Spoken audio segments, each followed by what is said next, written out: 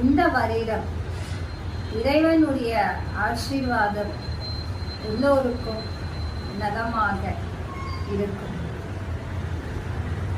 இந்த லோக சிவவாக்கியப்படி அக்னி தோஷமாக இருக்கு. அக்னி தோஷம், இந்த பூலோகம் அக்னி தோஷமாக மாறியிருக்கு.